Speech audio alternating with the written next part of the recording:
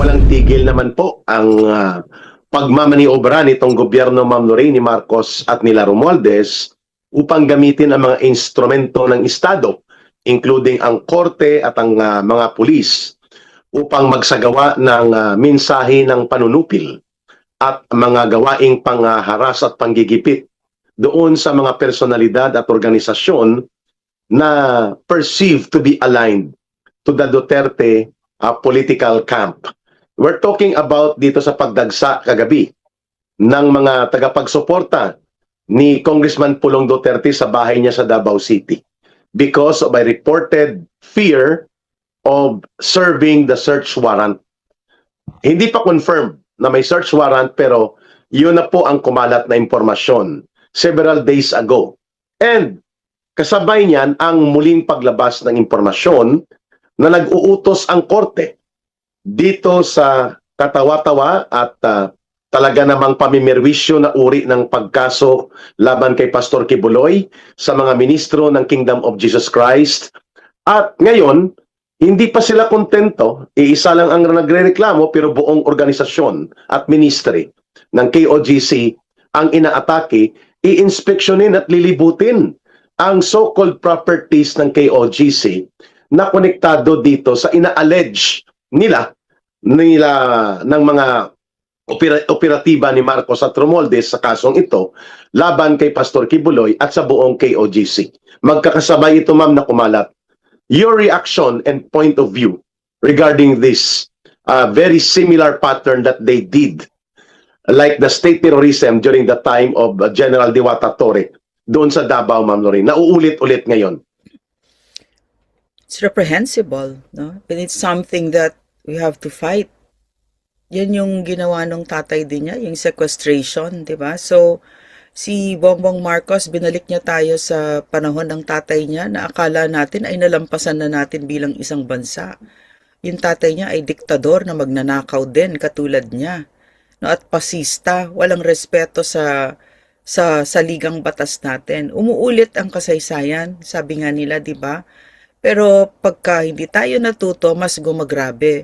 Ito, mas grabe na ngayon. Bakit? Kasi yung anak niya, hindi lang katulad niya, dinagdagan pa, drug addict pa. Buong buhay niya drug addict. Kung I don't know of any family, Filipino family, that's not been affected by drug addiction by a member of the family. So alam niyo kung ano yung pinag-uusapan ko pag sinabi ko kung ano ang buhay ng isang pamilya kapag ka merong drug addict sa pamilya nila.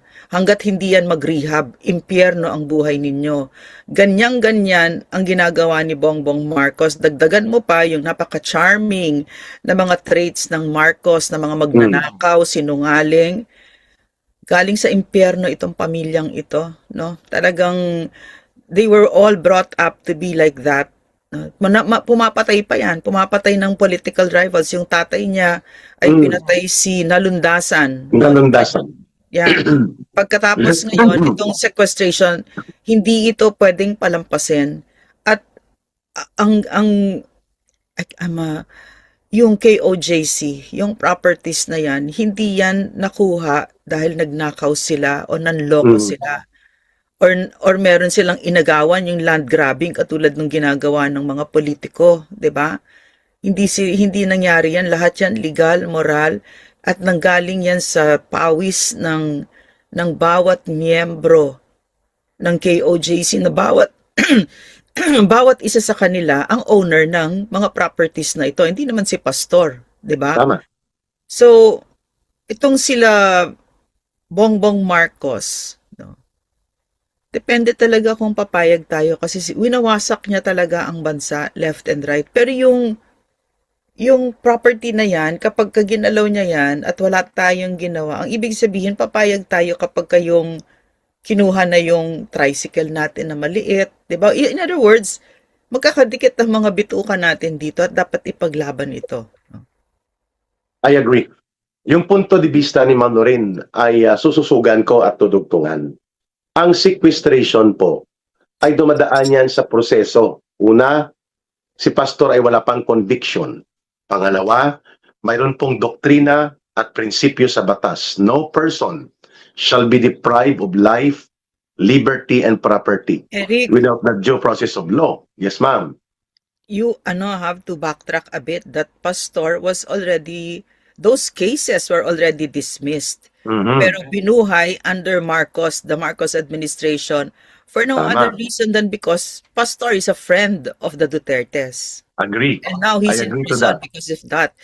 But in reality, pastor is an honorable man, has been proven by courts and by people like us who are not members of the KOJC, but we know him. No? Yes, I agree to that, ma'am, no? Ito yung mga kaso na minaniobra, no? Na-dismiss na ito sa Davao Regional Prosecution, sa Davao City, at sa Davao Regional Prosecutor Service.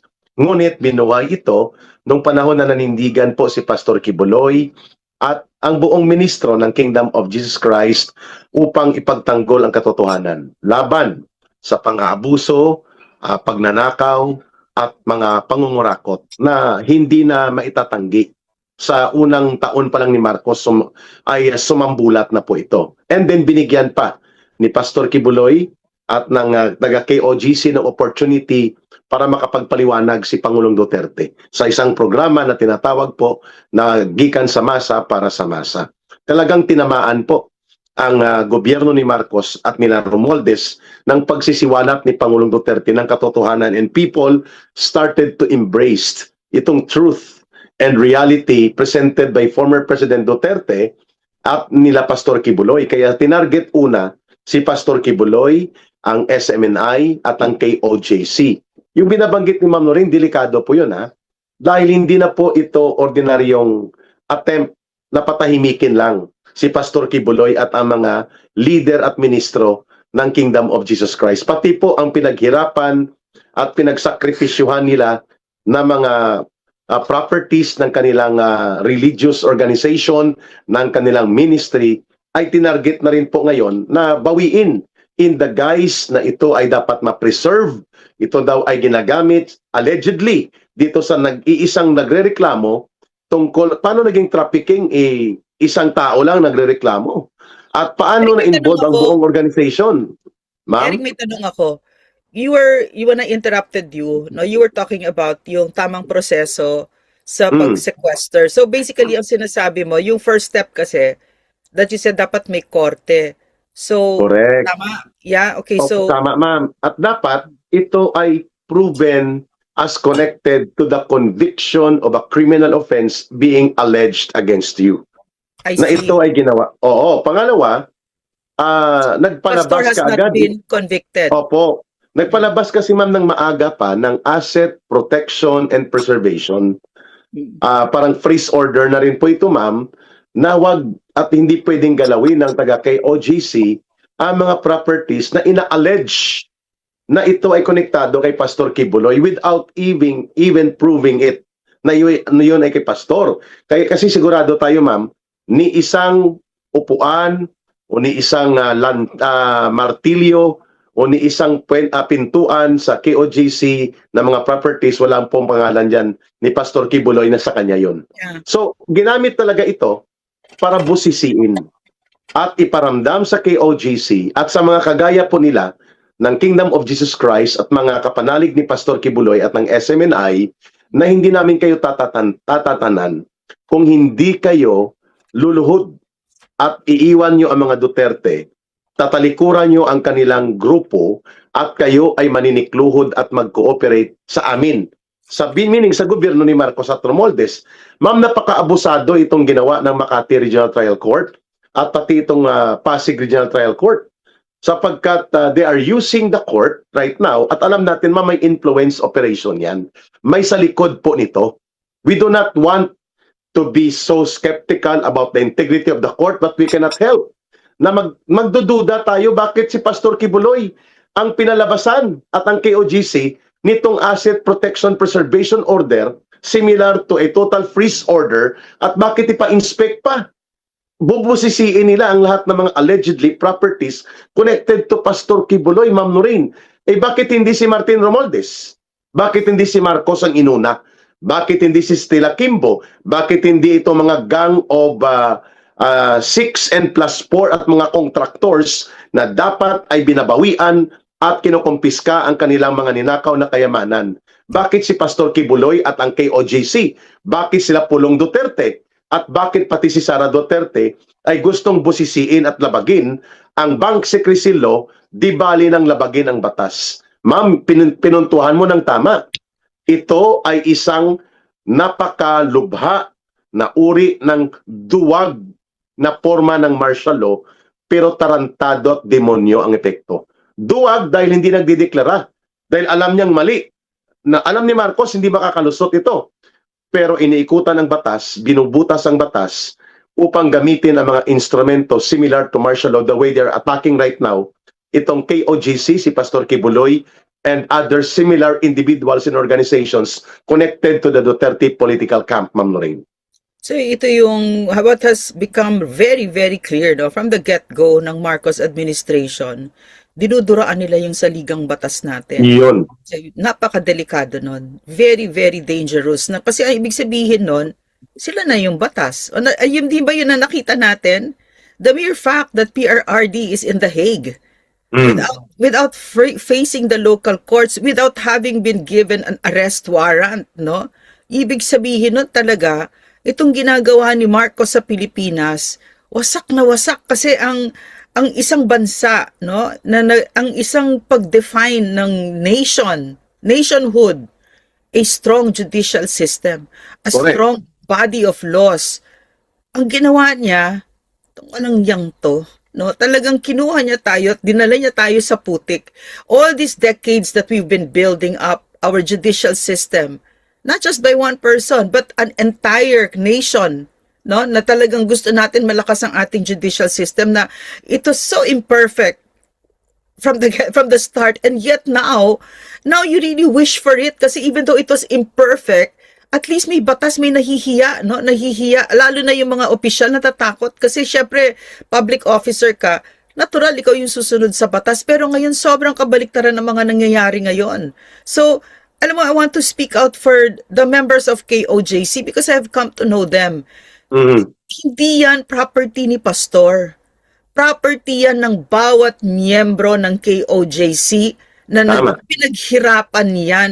Yung bawat, sobrang kabaliktaran sobrang kabaliktaran nitong Marcos. Kaya nga, I cannot, it's so clear to me that it's no longer just a political war, it's a spiritual war. You're waging a war against some of the best people I have ever known in my whole life. Their goodness, their kindness, their faithfulness to their beliefs, to the gospel of Jesus. No, talagang they have really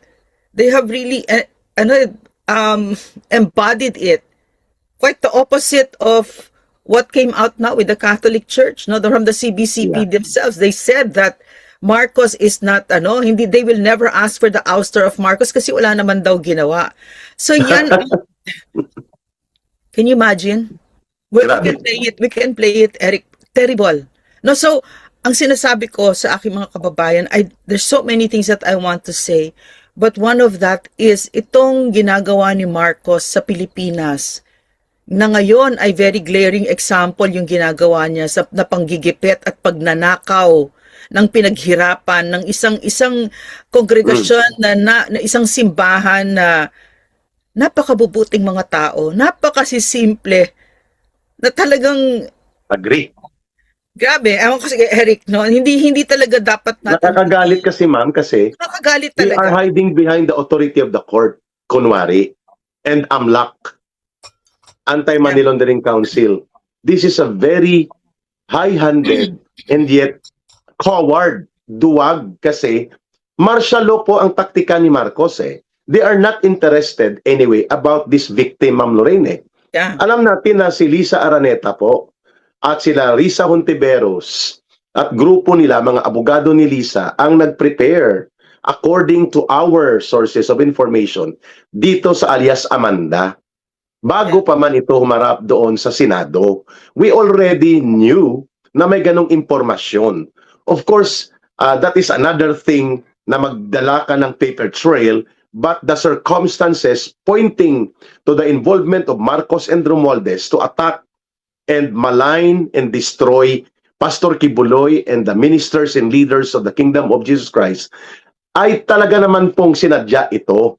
Pero kalabisan na po ito eh. Ma'am Lorraine, mga kababayan, halimbawa, kung interesado lang sila doon sa kaso ni Pastor sa isang nag-iisang reklamo na nagrereklamo, sabi nga amin ni Ma'am Lorraine, matagal na po itong kaso na to, mga mahigit na ito 15 years na na-dismiss na ang mga reklamong ito, binuhay at binigyan ng bagong timpla at atake nila Boying Rimulya nang siya pa ang DOJ Secretary at ngayon inakyat nila doon sa trafficking in person qualified with child abuse.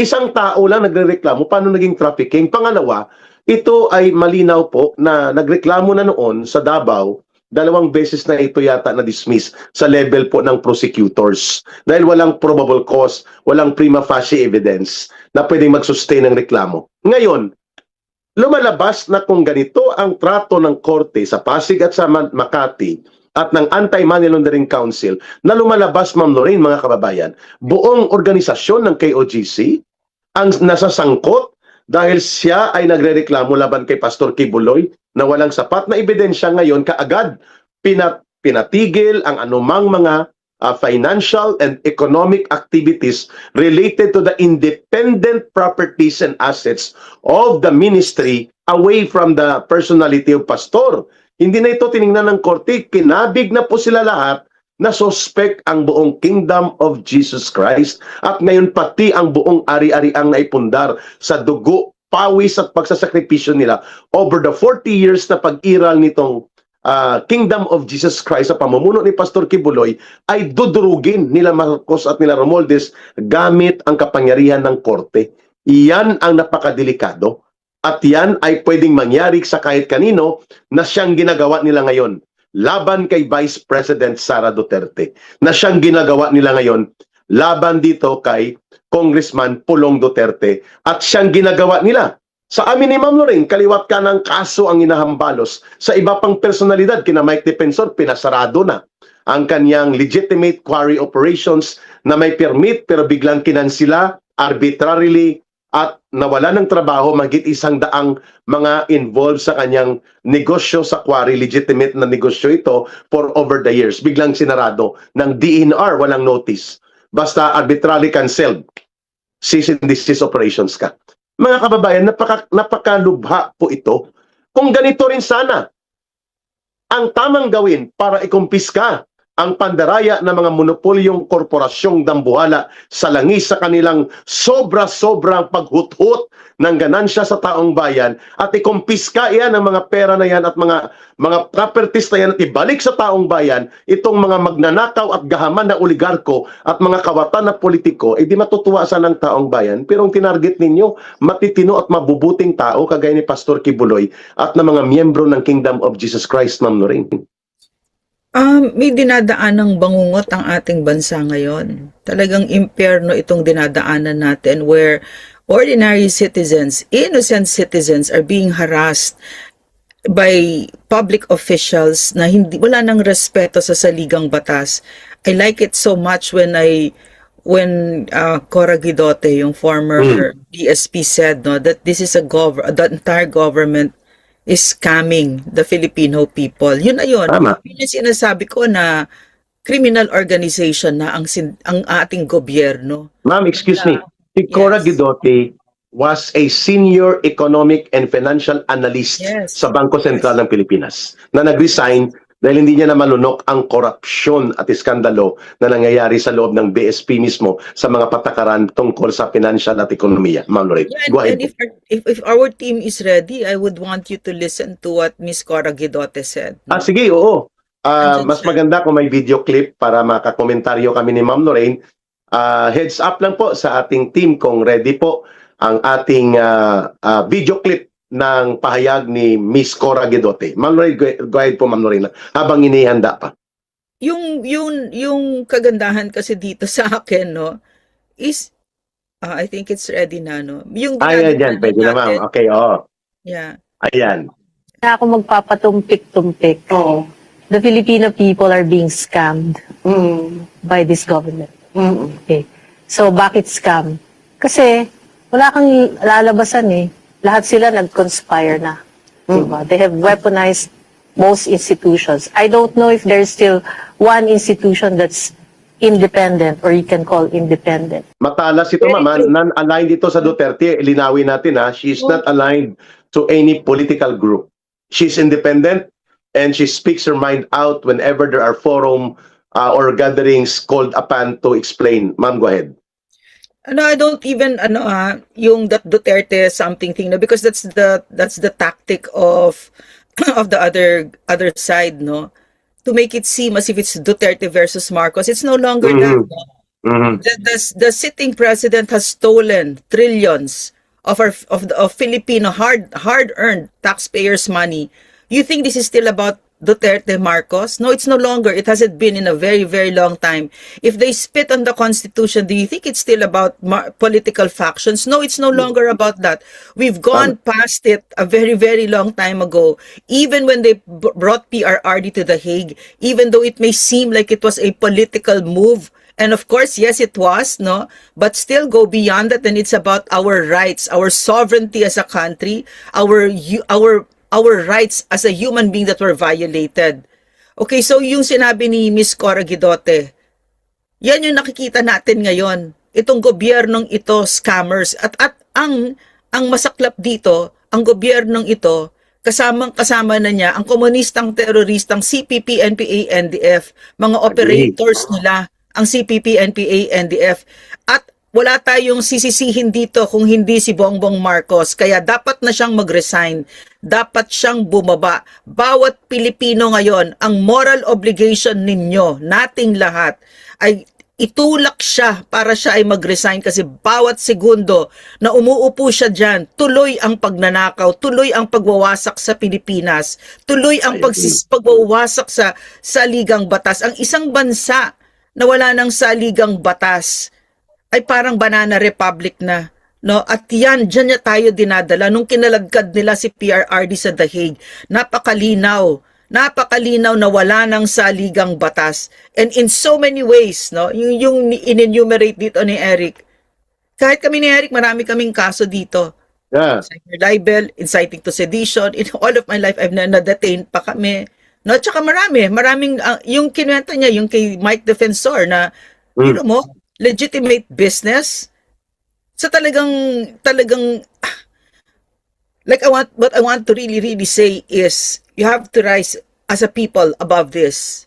Pabayaan mo kung anong gusto nilang gawin. Pero tayo, the thing that we can control is ourselves. We have to remain united. And we have to be a very strong people. We have to be brave, we have to be bold, and we have to fight this together. Because yung pinaglalaban natin dito ay ang ating bansa na. Wala na, maliwanag na si Marcos. Sinabi na niya ako si Bongbong Marcos, isa akong magnanakaw. Ako ang mastermind, ako ang master criminal ng gobyernong sindikato. Maliwanag na siya Diba? Correct. So dapat maliwanag din tayo. Hindi kami papayag, hindi mo kami pwedeng salingin ng ganyan. Okay. Ma'am, speaking of sindikato, no less than Congressman Leandro Libeste nag-confirm kahapon na nasubmit na pala 2 days ago ang final report ng ICI or the Independent Commission on the Infrastructure. Itinago ni Marcos. Akala ko gusto mong magpasikat. Ikaw ang whistleblower. Akala namin ang postura at peg mo, inosente ka. At ikaw ang crusader, shining armor, knight in the shining armor. O ba't itinago mo sa baul? Ang mga Tinago niya, findings. Mike? Tinago, ma'am. Yun ang term na ginamit ni Congressman ano Libeste. yung findings? Hindi niya ma'am inilabas. Supposedly, kung iyon ay ikaw crusader ka, ng laban sa pandarambong at maparusahan ang mga magnanakaw at ikaw ang nagpasimuno na i-create ang ICI, why are you so silent about the ICI report? Eric, sino ba namang may kalahating brain cells ang maniniwala na si Bongbong Marcos ay anti-corruption crusader? Hello? Siya ang patron saint ng mga kurakot. Tama. Agree. Ma'am, pero ang punto natin dito, talagang niloko ang taong bayan. Nagpalabas pa ng pundo, I think more than 140 million pesos ang ginastos in 6 months. That's an average of almost 25 million per month. Mama, para lang sa ICI gimmick. All of a sudden, wala nang laman ng ICI. Pero instead na si Marcos magpaliwanag dito, aba itong attack hippopotamus ni Romualdez ang gumamit nito. At kung mapapansin mo, Ma'am Loren, I know napapansin mo ito, biglang pag-signal ni Jude Asidri na inosente si Martin Tambaluslos sa ICI final report, nag-ingay siya. Araw-araw, social media card. Araw-araw, ang mga vloggers niya, pinupuri si Romualdez, nananawagan ng pagkakaisa, nananawagan ng pagiging tama na paglilingkod sa taong bayan. Expecting siya na makakalimutan kaagad ng taong bayan ang kanyang krimen bilang mastermind sa trilyones na nawala kasama ang kanyang pinsan sa pag-mastermind na ito, Ma'am Lorraine. Kaya yun ang binabanggit mo kanina, ito ang nakakatakot. Kung ang mga magnanakaw na naghahari-harian ay sila pa mismo ang may ganang mag-astang inosente at tagapagtanggol kunwari ng pinagnakawan nila laban sa mamamayang Pilipino, Ma'am Lorraine. It's not working naman eh. Minus 48,000 million yung kanyang trust rating. No? So, kasi naman alam mo, ang bobo talaga, sobra talaga bobo. Talagang hindi nila naintindihan ang internet, hindi nila naiintindihan ang Pilipino, hindi nila alam ang Pilipino, hindi nila kilala ang Pilipino. Ang Pilipino, sweetik, ubod ng wais ang Pilipino. Ngingiti-ngiti yan, pero alam ka na niya, Martin, markado ka na, magnanakaw ka. Yan ang alam ng kahit Tama. ano pang gawin mo. Kahit na tumambling ka dyan at kainin mo yung tiyan mo, kahit na sino pang, kahit si Thinking Pinoy pa-ops mo niyan, na-experience na ng Pilipino yung pagkamagnanakaw mo. Hindi lang magnanakaw alam mo. Although amazing ang pagkamagnanakaw ng pagpinsang ito, amazing. Kasi Yeah. it's totally, I'm so gobsmackingly, wow! Talagang walang katigil-tigil ito mga hayop na to. Na hanggang ngayon, Holy Week binigyan ng tig 2 million yung mga congressmen na Wow. sumusunod sa kanila. Halos 600 million yung, That's at true. the time of the Middle East crisis. No? So, hindi lang siya, this Martin Romualdez is not just a supercalifragilistic magnanakaw. He's a supercalifragilistic, incompetent bastard. Walang alam. Zero. Lahat sila, Zero. parang isa silang malaking zero. Kasi, siguro, kasi galing ako sa Team Duterte. So, Yes.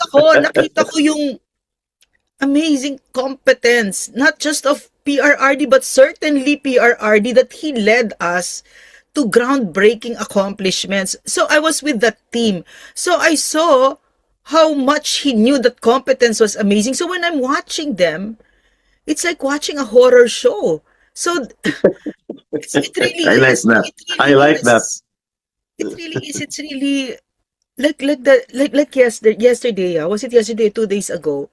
I'll give you a photo. Just so you know what I'm talking about. Sige, ma'am. Ang lala talaga nitong si Marcos. Imagine, Marcos. si Marcos, imagine they were asking for money, nagmamakaawa ng pera, ng oil sa Iran. ambassador ng Iran. Aha. So, nagpunta si Secretary of Foreign Affairs at saka si Garin.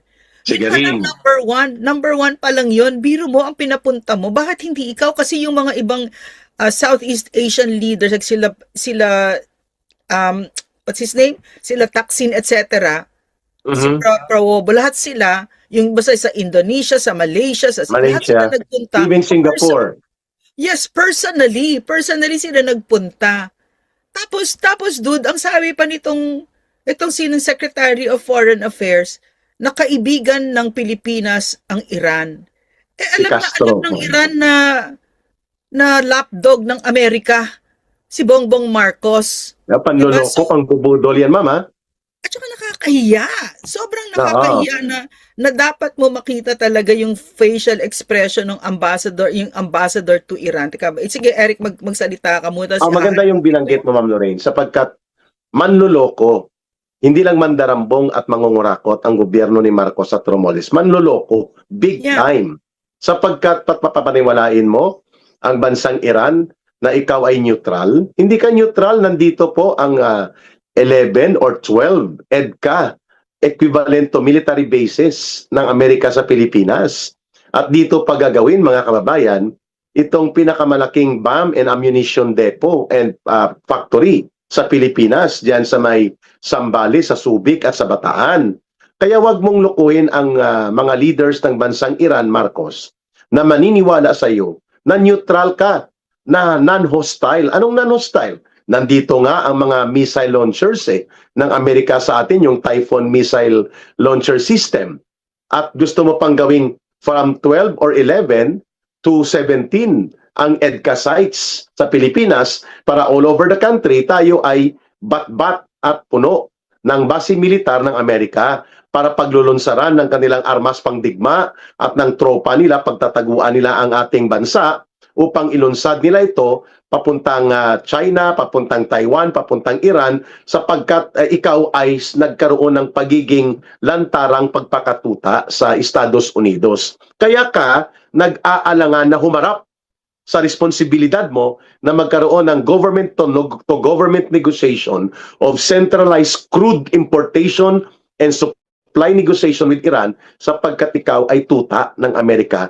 At yan ay may malaking implikasyon sa relasyon sa ibang bansa na hindi kaalyado at kalaban ngayon ng Amerika sa paghuhuramentado ni Donald Trump at nila Benjamin Netanyahu. I want to show you the photo. Sige, ma'am. As a backgrounder, Eric, ha, mga kababayan, lahat ng heads of state sa Southeast Asian ang pumunta sa Iran. There, if you can close up the face of the Iranian. Oo nga, si Garin, si Castro, ito mamang DFO. Oo. So if, di ba, dito niya sinabi sa mukha ng Iranian ambassador na kaibigan ng Pilipinas ang Iran. Na alam ng mga Iranians, di ba, alam ng mga Iranians na tuta ng Kano si Marcos, no? Sobrang tuta, ma'am. At alam mo, to put it into context kung bakit napakalaking insulto nito sa kanila, faux pas talaga, no? It's because all heads of state, when they went to Iran, it wasn't just this underlings that went, it was their president, and it was also their foreign minister. So, yung presidents ng mga head of state, like sila Anwar, si Prabowo, si Thaksin. Yeah, lahat sila nagpunta, no? Kasama yung president mismo nagpunta. Tapos ito, yan ang dadalhin. Hindi niya kayang humarap si Bangag. Hindi niya kayang humarap. Ininsulto niya talaga itong Iran, no? Tapos sabihin mo na kaibigan mo, alam nila na andyan ang EDCA sites. 11 or 12. Tapos alam mo, kaya yung independent foreign policy ni PRRD was genius. It was the best foreign policy. And it was the truly the only independent foreign policy. The only. Yung iba talaga nakadikit pa siya sa Amerika at sumusunod talaga na para mga atchay ng Amerika. Pero si PRRD stood firm and stood talagang very, very sovereign, which is why he's in the Hague now. He's paying for it. No? Uncle Sam made sure. You have to, yung nandyan sa The Hague si PRRD, kasama dyan ang CIA. Okay? Of course. Kasi ma'am, yun nga ang na-briefing kay Trump The sudden turnaround of Donald Trump to treat PRRD no longer as an ally in the second term ni Trump, sapagkat na-briefing siya ng CIA that President Duterte is closer to China and mahirap siyang i-control pati ang kanyang political position, ang foreign policy program niya, mahirap diktahan. Kaya si Donald Trump tahimik po sa lantarang pang-aabuso at paglapastangan sa soberenya ng Pilipinas at paglapastangan kay President Duterte, sapagkat si Trump ay negosyante. Nagagamit niya ang kanyang pagpupustura sa strong rule of law ni Pangulong Duterte sa kanyang pagpupustura noon sa strong rule of law ni Donald Trump sa Amerika. Pero Donald Trump is more of a businessman and an astute politician. Ginamit niya yon para kunwari pakalmahin si Pangulong Duterte doon sa kanyang very strong na pagtutol sa mapanghimasok na uri ng relasyon na gusto ng Amerika sa Pilipinas. Which tama yun, Ma'am Lorraine. Ang ating pakikipag-ugnayan sa mga bansa na ating kaugnayan sa ating pakikipaghalubilo sa World of Nations ay dapat nakabatay sa tamang prinsipyo. Interes na tama at hindi pagpapakatuta at pagpapailalim sa kung anong manipulasyon. And that was Rodrigo Duterte. Kaya si Marcos hindi makaharap sa liderato ng Iran na makakalusot at makakapagkaroon tayo ng tinatawag na government-to-government crude importation negotiation, supply line support negotiation, pati ang paglalayag sa Strait of Hormuz na i-consider ang mga barko o mga merchant vessel papuntang Pilipinas na non-hostile and non-threat vessels, hindi niya magawa sapagkat takot din siya sipain ni Donald Trump.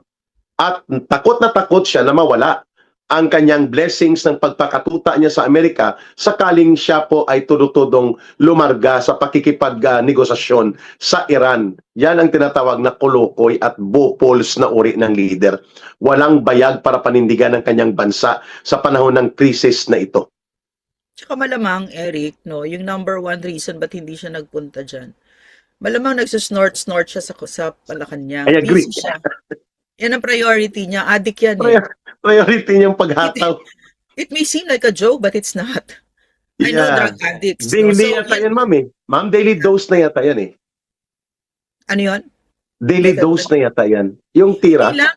Hindi lang, Eric. Daily dose na multiple doses everyday. Naglo-load Every siya. day. Yung sinasabi ng kapatid niya mismo, micro-loading, di ba? Microloading. Alam mo, Marcos, mag-macro-loading ka na.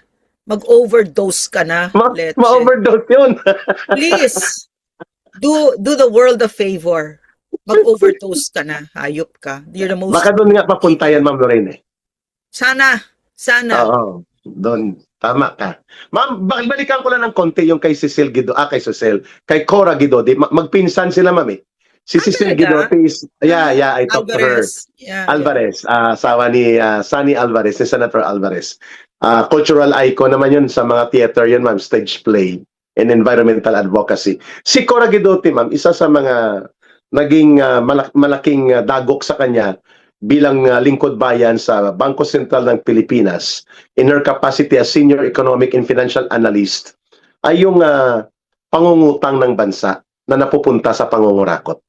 Kaya tinawag niyang scam. Ma'am, kahapon lang ang posting ay 18.7 trillion pesos. Ang utang ng Pilipinas, and in only just less than 3 years, 5 trillion mahigit ang idinagdag ni Marcos sa pangungutang, hindi para palaguin at pasulungin ang agrikultura, industriya, manufacturing, and economic foundation, kundi para tabunan ang trilyones na ninanakaw nila. Yun ang term nga na ginagamit ni Ma'am Cora, ma'am, ay ino-offset ng pangungutang na sobra-sobra ang sobra-sobrang pangungurakot, not to propel the economic development of the country. Kaya scam ang tawag, Ma'am Lorraine. And yet, you have an entire government machinery that's protecting this criminal. Pointedly, the AFP and the PNP, the ones who can stop this. Diba? Who can stop the free fall of the country into destruction, no? So, grabe talaga. What are we to do? What are we to do but to unite and to fight this? And I really... Kita mo, ma'am, yung ma'am, yung kanyang sinabi ni Ma'am Cora, kinurap na po ang lahat ng institutions ng gobyerno. At hindi ko alam kung mayroon pa mapagkakatiwalaan o matatakbuhan ng taong bayan. Isipin mo nga yun. Isipin natin ngayon lahat. Meron pa bang departamento? I'm pretty sure there are a lot of faithful public servants. Pero kahit sila, hindi naman sila yung leader eh. Diba? Sumusunod sila. Tama. Pero talagang dito mo makikita yung sovereignty ng isang tao ay mahalaga. Na you will say, I will not be part of this, I resign. Tama. No, hindi ko sinasabi na dapat lahat kayo mag-resign, no. Pero pagka kunyari ang konsyensya ninyo ay kinakausap na kayo. Like what's his name, yung recent DICT na undersecretary, 1 month lang nag-resign na siya. Ganun. No, Mm. bakit ko susuportahan 'yan? Pero siyempre, hindi mo naman puwedeng lahat mag-resign. Ang sinasabi ko lang na 'pag appointee ka ni Marcos at pumayag ka, naku po, 'di ba? Eric, teka muna. Ma'am, go Eric, ahead. Go ahead. na ADHD ako. Meron kasing may lumalabas na rumors na si Claire Castro is having an affair with the DOJ spokesperson, 'di ba? Kasi somebody messaged Yung me. bagong spokesperson, Yeah. si Oo, Martinez yata yon. Paulo Martinez. Oo, So, not I just want Paulo. Oo, not Paulo. Paulo. Paulo Martinez. Yes, ma'am, go ahead po. Go ahead Oo, po. and ang yung blind items na lumalabas sa dyaryo, they're saying that the reason that pumatol si Paulo Martinez dito kay Auntie Claire is because he wants to be assistant secretary. No, so Oh, for me, yun yung reprehensible. Kasi I don't really care about other people's personal lives. I don't care. I mean, they're consenting adults. I don't care, di ba? But that yeah. you are using your position in government in exchange for sexual favors, that one is an issue with me. Yeah. Diba? So, Very because similar, ma'am, sa ginawa nila Ila de Lima, di ba? Ginamit correct, niya yung kanyang posisyon Eric, kaya sa hinabol ni Pangulong Duterte. Hindi dahil sila Ila de Lima siya. Hindi dahil inimbestigahan niya noon si Pangulong Duterte when she was with Commission on Human Rights, kundi ginamit niyang poder niya as DOJ Secretary to ask and manipulate sexual favors. Na inamin niya mismo on television na pumupunta siya nag-overnight halos sa bilibid. Ito yeah. yung punto ni Ma'am Lorraine. Wala kaming pakialam kay Claire Castro kung magiging malandi ang diskarte niya, problema niya yon. Pero yung gamitin niya, yung pagiging malandi Eric, niya, ang pagkabalahura niya para kumuha ng mga pabor at gamitin ito sa maniobra sa posisyon sa gobyerno, yan ay public interest issue. Go ahead, Ma'am Lorraine. oo, delikado yon. Delikado yung ganun. So, ano pa pala ang Pero in-exchange? pinatulan talaga, ha? You know what? You know what? You'd be surprised. You'd be surprised how a lot of younger men like really older women. And it's usually the younger Really? men. Yeah, yes. And it's usually the younger men are usually confident, yang ganyan, ano, matalino, etc., Okay. etc. Okay, yung But bata to man si bata to si Martinez kay Paulo Claire. Martinez, and also this Paulo Martinez daw, according to the blind items, no, is niyayabang niya sa mga kaibigan niya na kaya niya Oh, pinatulan kasi gusto niya maging assistant secretary. Nagugulat naman ako kasi hindi ko gets what's the big deal about being an assistant secretary? Kasi nung panahon nung mamalaki yan, ha?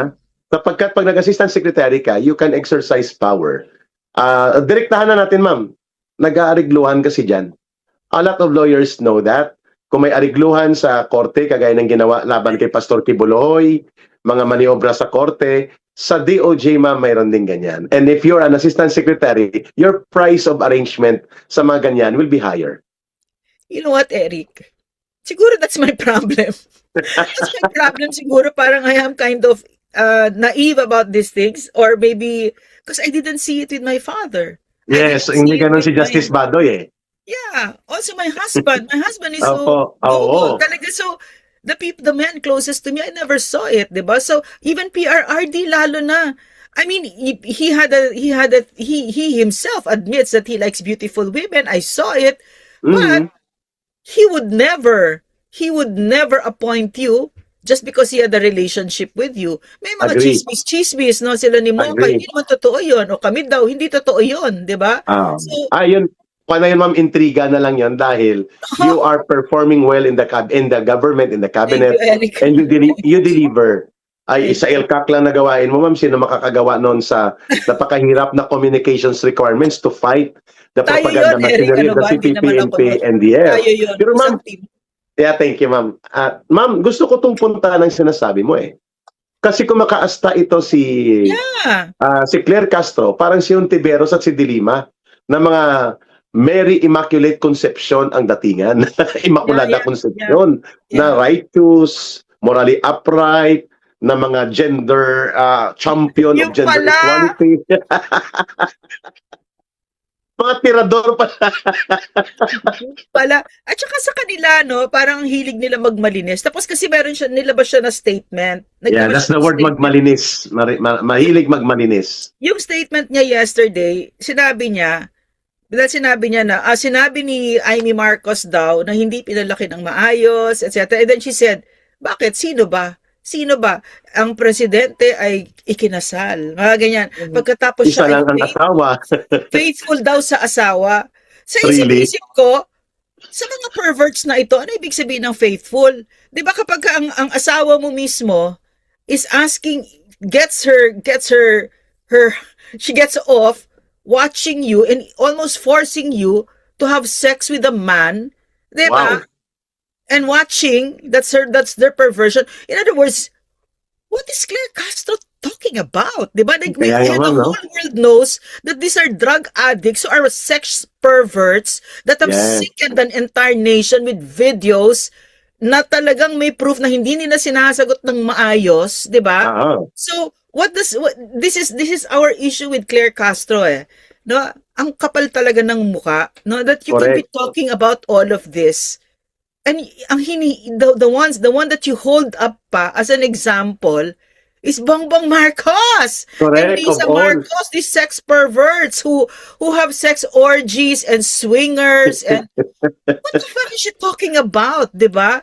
Di ba, At so noon pa, parang- ma'am, yun na ang kwan niya, di ba, Yeah. ma'am? Yun ang record ni Marcos Jr. eh. Pag natipuhan ka sa panahon ng tatay niya ng diktadura, pipick upin ka sa disco house. Yes. Sa At ayaw at sa gusto mo. Oo, pipilahan ka nila. Yeah. Yes. Alam mo, Eric, wag na lang natin pag-usapan muna yan, ha? Pero totoo yun. Definitely totoo yun. Kahit na lang tayo dito sa recent history na presidente siya. Yes. Ano ba Opo. lumabas? Ang lumabas habang presidente siya, nasa US siya, nagbayad siya ng 40,000 na pop, na call boy, para Call boy. chupa-chupain niya. At ang asawa niya ang ang asawa niya ang nag-arrange. Tapos buti sana kung kwento lang. Dude, may Tapos, video. habang daw ma'am nagbi-BJ daw siya, yung sabi, nakakotod to si Marlica, sinasabi daw ma'am doon sa recording, na nag-do-it-yourself din si Lisa. Yeah. Give me the toy, daddy. Tapos ang example ni Claire Castro sa katinuan sa pagrerelasyon si Marcos. The bloody nerve of this Claire Castro, talagang she's in a parallel universe. What's she talking about? Di ba sino ba pinag-uusapan nito, si Bongbong Marcos at si Lisa Marcos, na mga sex perverts na, Yeah. di ba, chupa-chupaero na, oh my gosh, di ba? So, why is he talking about in virtue pa na ikinasal? Kinasal. Isa lang ang asawa. Diyos ko, Oo, hindi Lord, naging diba? kabit, excuse me ha. Dapat ma'am hindi niya pinakialaman yun eh. Kasi ma'am, in fairness to Amy Marcos the commentary made by Senator Amy was not about the personal relation she has with Marcos Jr., but the way Marcos is handling the government affairs right now. Yeah. Dapat doon siya nagkomentaryo. Di po ba ma'am? Whatever is the purpose of Amy about that, kung yan ay drama o totoo, bukal sa kalooban niya na pumuna sa kanyang kapatid na hindi maayos ang kanyang kinalakihan at resulta nito ngayon ang problema ng bansa, the commentary of Claire Castro should focus on that. Pero I like your point, mama, na nakialam pa siya sa personal na buhay ng magkapatid para lamang magpasipsip kay Marcos, sablay pa. Nakialam na, sablay pa. Eh si Marcos at si Lisa, ang pinaka hindi mo dapat i-example how to build a family relation. Their children are addicts according to Yes, correct. Tapos, on top of that, Claire Castro has to respond to these allegations. And she Oh, did kumakalat yan, ma'am. Kumakalat yan. She denied it. But I Oh. was told that there are just Yeah. evidence again. Oh my God, ayoko makita. The evidence dyan, ma'am, lalo na kung ma-appoint ito sa pagiging assistant secretary position.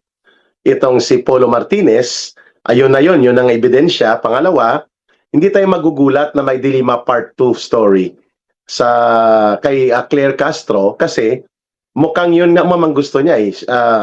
The way she acts dyan sa very unpresidential communications group na dala niya ay mukhang siyang sentro, hindi yung mensahe, ma'am eh. Kaya beauty siya sa sarili niya kapag may atensyon kagaya galing kay Attorney Polo Martinez na to ng DOJ, tingin ni Claire Castro maganda, matalino at beauty in the best yan. Pero we've come to expect this level with Apo. this Marcos administration, di ba? Na Tama. wildly incompetent, wildly arrogant, wildly disrespectful of the law Yes. across the board. Like I'm tying it up with what Cora Guidote said. It's an Tama entire yun. government. I cannot think of one agency na tumitindig. But to be fair to the numerous public servants, thousands Yes. upon thousands, hundreds of I agree. thousands, there are plenty of them who continue to work for the country at hindi nila Agree. kasalanan na yung leaders nila ay mga sindikatong drug addict, magnanakaw. Kasi hindi I naman sila agree. nakikinabang din, di ba? They're just Tama. keeping the country together, di ba? Tama. Tama ka Yes, dyan, Ma'am ma'am. Lorraine. At Yes, ma'am, i-hold muna natin itong pag-discuss kung Eric, paano last. ginamit yung confidential fund, ma'am, ha? Babalikan natin yan in our next episode. Ma'am, Yeah. go ahead. Mayroon ka pang gustong idagdag, please. Last Dira. lang para lang Go ahead, ma'am. maintindihan ng mga tao. Gusto ko lang ipa-play yung accuse yung binayaran ni Risa Ontiveros para makita ninyo. Sige. Kasi gusto ni Risa Ontiveros kalimutan natin ito, and then she filed cyber libel cases against bloggers who Sige. discussed this, but that cyber libel case was thrown out of the window. Sige. May kopya pa tayo yata dyan, ma'am. Sige. This is, I think, about kay alias Michael. Yes, correct. Alias Rene. Alias Rene. Sige. And ito, behavior ito ni Risa Ontiveros at saka ni Ronald Llamas. Okay, go.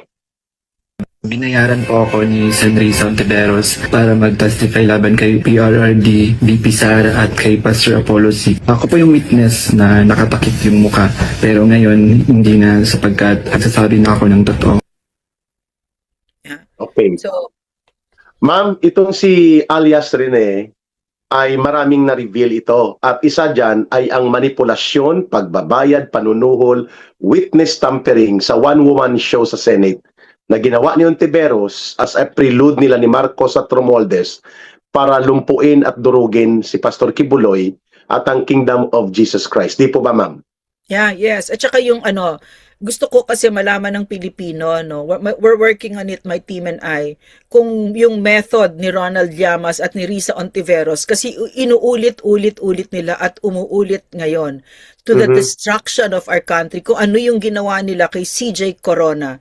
They Correct. destroyed a very distinguished and noble public servant, and he died a broken man because of the lies and deceit, yung media operations of Risa Ontiveros and Ronald Llamas, this toxic labidabs. No? So, Yes. Na ginamit nila, ma'am, ngayon, hindi lamang kay Pangulong Duterte at kay Vice President Sara Duterte yung kanyang taktika, tampering of witnesses, manipulation, panunuhol, kundi pati na kay Pastor Kibuloy at sa Kingdom of Jesus Christ. We are very sure sa aming paniniwala ni Ma'am Lorena na involved itong dalawa na to eh. Kasi hindi makilala ni alias Rene yung ibang mga nag-manipulate doon, pero mga staff at tauhan ni Risa Ontiveros ang nandun, mga lawyers niya, according dun sa kanyang video revelations. At hindi kami magtataka, ako Ma'am Lorraine, na isa sa mga scriptwriter nito at operator ay si Ronald Boy Tartar Lamas, yeah. na allegedly ay lover boy ni Hontiveros. Na may commonality talaga itong tatlo, ma'am, no? Si Hontiveros, si De Lima, si Aling Claire, mahilig sila sa tinatawag na lover boy. Lover boy. Kasi Kung ano pong ibig sabihin kasi nun. naman, Eric, paano ka naman hihindi kay Ronald Llamas? Napaka-pugi. Yung si naman Jing naman. Paraspa, a face that even a mother couldn't love. Paano ka naman hihindi kay kung ikaw naman ay lalaki, paano ka naman hindi kay Laila De Lima? Oo nga, exotic yan, ma'am eh. Lalo pag nakabikini siya. Pucha. So, Nakabikini, nakita mo. we are trying to do this ridicule because sabi nga na ni Ma'am Lorraine, yung ridicule po and humor are the best form of countering yung dirty propaganda operators, to give them their own dose At of saka, medicine. alam mo, Eric, mga kababayan, these people pass themselves off as virtuous. Yeah. Yes. Mayor Castro, she's talking about kasal and faithfulness. And si Sabado, Mhm. din, si Virus, ganun din. What? Ganun din, mga ganyan-ganyan. Si And it's Dilima, very frailties important. of a woman. Yeah, frailties of you have to take off their masks because they are Yeah. public servants and show to Correct. the people who you truly are. Okay? Yeah. Because they make avowals to virtue eh. Yes, correct. Ganyan, shut the fuck up na lang. Shut up about At kung ma'am, kung personal- sila ay mga pribadong individual, wala kaming pakialam po. Walang interes ang publiko at mamamayan. But if they are paid at doing ang mga bagay na kabulastugan na ito, while holding public office and having resources from the funds of the people, may karapatan po tayong magkomentaryo at pumuna. At sila ay dapat itakwil sa mga komentaryo na ito. Ma'am Lorraine. Yan. So, ang Ma'am, your final synthesis for this episode natin, lalo na po sa take-off mo kanina, napakaganda. The whole government has become a scam and it is now operating like a scam against the people. Go ahead, ma'am, doon sa take-off na yon na sinabi ng isang mataas na Bangko Sentral official dati na si Cora Guidotti. why I often wonder kasi why was I born at a time like this, 'di ba? Siguro tayong lahat dito na nagsasama-sama, iisa yung meron tayong shared na mission. And I think that it is our journey to nationhood kasi ang Pilipinas napaka-dysfunctional, napakadaming kailangang ayusin at baguhin, no? Unang-una magsisimula ang pagbabago sa sarili, etc., etc., 'di ba? Pero kapag ang estado ay abusado, hindi pwedeng tumatahimik ang tao. Kasi ang isang bansa ay gawa ng estado at ang taong bayan. So dapat yung balanse na yan maganda, ang balanse. Dapat malakas ang estado kasi may mga kriminal no? Kailangan ma-enforce niya yung batas, 'di ba? Pero ang mga tao kailangan malakas kapag ang estado ay abusado. Hindi ka pwedeng tumahimik kasi kapag yung imbalance na yan ay gumanyan, mag-uwian na lang tayo, wala nang Pilipinas. Kasi Tama. yung mga bansang napakagaganda, malakas ang tao at malakas din ang estado. May checks and balances. So, ito yung pagkakataon natin na matutunan, yung dapat natin tutunan at ihilom ang dapat mahilom.